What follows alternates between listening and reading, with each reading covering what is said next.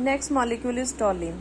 टॉलिन का फॉर्मूला हमें पता है कि बेंजीन रिंग के साथ CH3 ग्रुप अटैच होता है। यहाँ पे एक चीज़ अपने दिमाग में रख लो कि जो टॉलिन में मिथाइल ग्रुप होता है, इसका जो प्लस आई इफेक्ट है वो बहुत ही वीक होता है। आपको ये चीज़ अपने दिमाग में रखनी पड़ेगी in order to remember the PMR spectrum.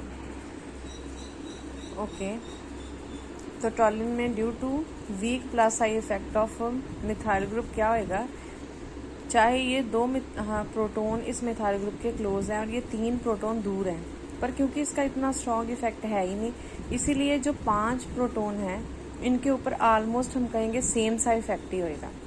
That means ये जो 5 प्रोटोन हैं दे विल बी इक्वलेंट और इनका क्या आएगा, सिंगलेट। क्योंकि अब यहाँ पे आप बॉन्ड डिस्टेंस काउंट करो, 1 2 3 4, तो 3 से ज़्यादा कपलिंग नहीं होती।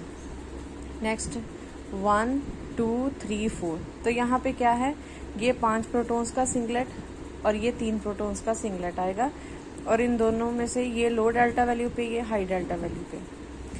जब भी बेंजीन के साथ जो प्रोटॉन अटैच होते हैं उनका हमेशा जो वैल्यू रेंज होती है डेल्टा की, दैट इज 7+। तो ये जो पांचों के पांचों प्रोटॉन हैं इनकी डेल्टा वैल्यू है 7.17।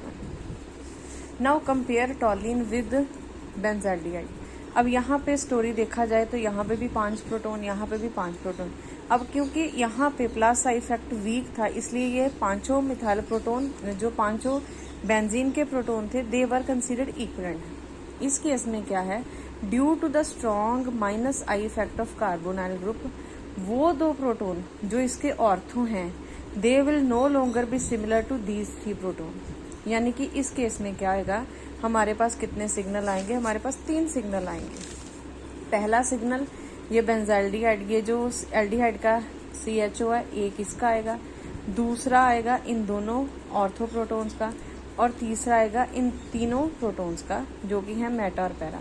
अब क्या हुआ, क्योंकि एक जैसा इफेक्ट एक्सपीरियंस नहीं कर रहे तो ये 2 पार्टीज में डिवाइड हो गए। एक वो पार्टी है जिसमें 2 ऑर्थो के प्रोटॉन है, और दूसरी वो जिसमें 2 मेटा और 1 पैरा का है। तो आपस में now they are not these 3 among themselves are equivalent, but as compared to these 2 ortho they are non-equivalent। तो अब हम इसको देख लेते हैं बेंजाल्डिहाइड को।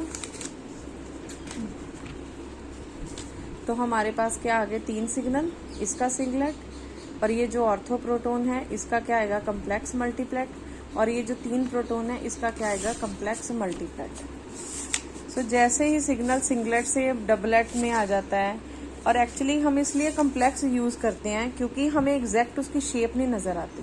तो सिंगलेट जैसे ही वो डबलेट ट्रिपलेट है, ना तो उसकी रेशियो एक जैसी होएगी, ना ही उसके हमें नंबर ऑफ पीक्स एग्जैक्टली नजर आती है।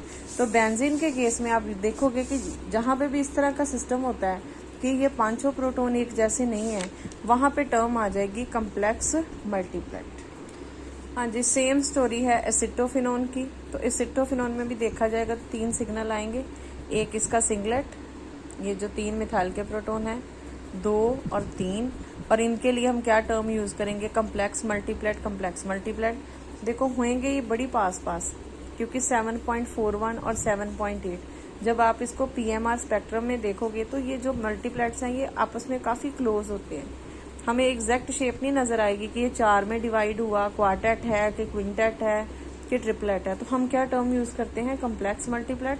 और क्योंकि 7 की रेंज में है, ये ग्रुप सब्स्टिट्यूटेड है, तो ऑब्वियसली क्या है, जो 2 क्लोज हैं वो एक ग्रुप में और जो 3 दूर हैं वो एक ग्रुप में।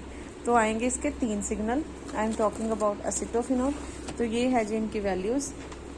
जो ये मिथाइल के प्रोटोन है ये सबसे लो डेल्टा वैल्यू पे है 2.25, और बाकी जो बेंजीन के 2 वाले सेट हैं जो ऑर्थो वाले हैं, that will appear at high delta value, और जो मेटा और पैरा वाला है that will appear at low delta value.